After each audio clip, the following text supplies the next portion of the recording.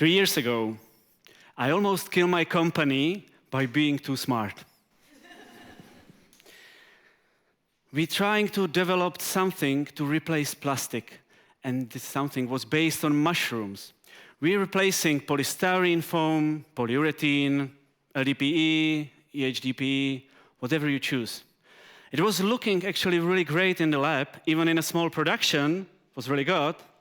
But in a bank, well, you know, that's a different story. It was actually a disaster. We were bleeding a lot of money.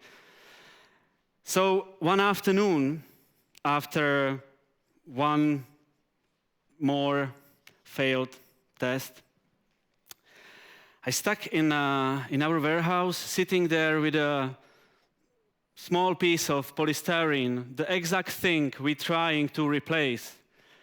And I was thinking, it's ugly. It's oil-based, that means it's really bad for the planet, right? But it's perfect. You know, it works really well. It's something which is really, it costs nothing, you know? It's brilliant. And then it hit me. We are so wrong. The thing is not wrong at all. We were solving out the wrong question. We were trying to replace something which is already working instead of making something new, something what didn't exist. And that's what I actually want to talk here today about, the complexity traps. What I figured out after my 5 years, you know, in startups, tackle different kind of issues. I really believe we live in the myth. And the myth is complicated means better. You know, more complex means more sophisticated. Not at all. Come on, you know? We can add, you know, so many features, and we make user just confused, right? We can add like layers and, you know, innovations and everything, but we can't really, by fixing everything, by fixing everything, we really don't fix nothing, right? That makes no sense. And that's what happened, you know? That's something what really killing the innovations. It's that everyone trying to fix so much things, you know? That's incredible. Let me give you some examples from the history. There was like Wright brothers, those flying guys, you probably know them, right? And in the beginning of powered flying, they didn't try to make another engine, you know, like everyone else. The engines already works in the cars. But they identify the problem.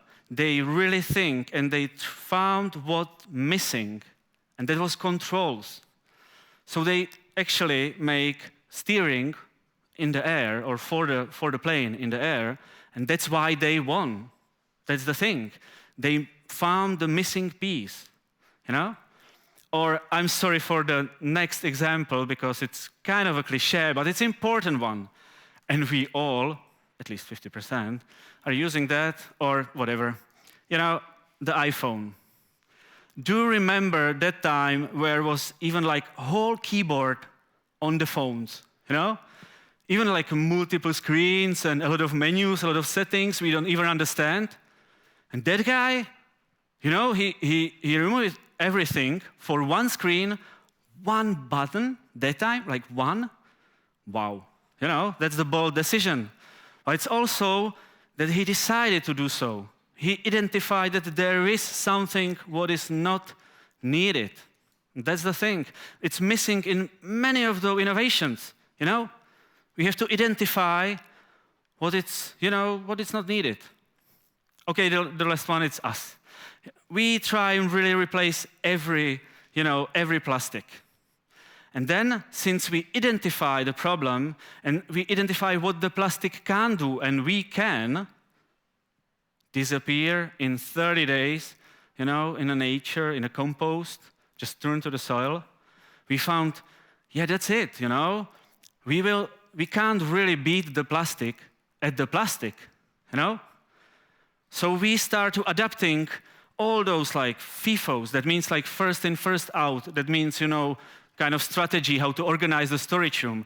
We place there this just-in-time, which is like service, what every plastic producer offer their customers. And since then, it became better. We built some revenue. And that's actually something really important for the startup. So there is like 3 main traps I see. The complexity, it's going like different ways. So the first one is that we really don't have to innovate everything.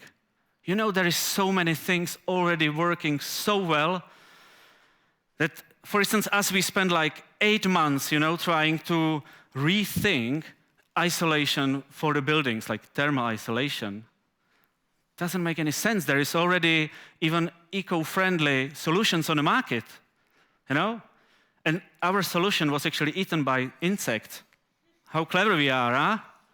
Yeah.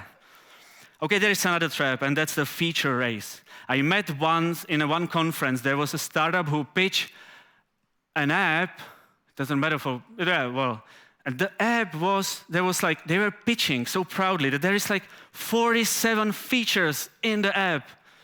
So I approached them, I asked them during the coffee break, hey guys, like what is one feature I can't really do elsewhere?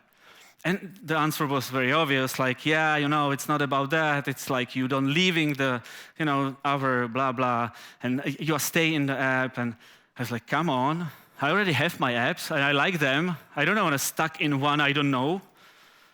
That's actually something, if you add more features, you should ask, if I ship this feature to my customers, will at least 100 people pay for it? And then you add it. If not, then just delete it. That's doesn't need to be there, obviously.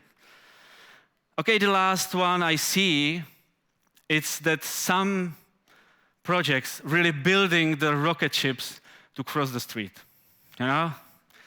They really especially in this AI world, it's something that we love this, complicated architecture of agentic structure placed for simple sorting out the emails from the customer. And we spend this company spent really millions of, euros to do so. Wow, and you can just simply, you can just place there 3 lines of code and it's done.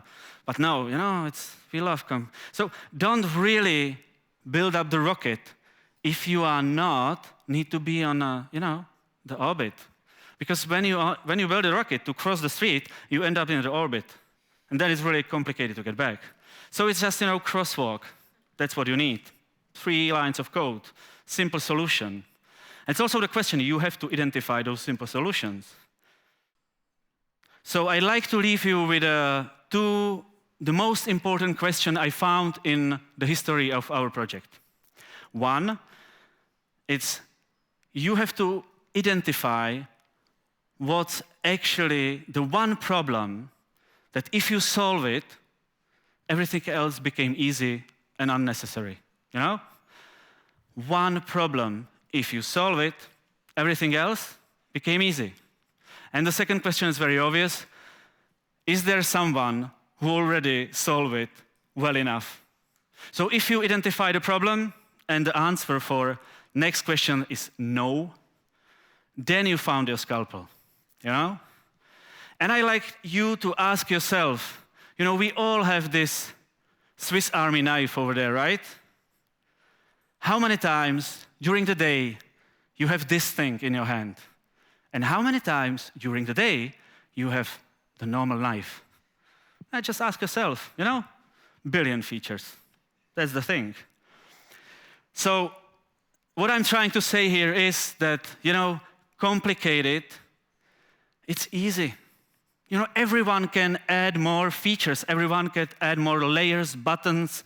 We can make billions of, stupid ideas and place it wherever we need it.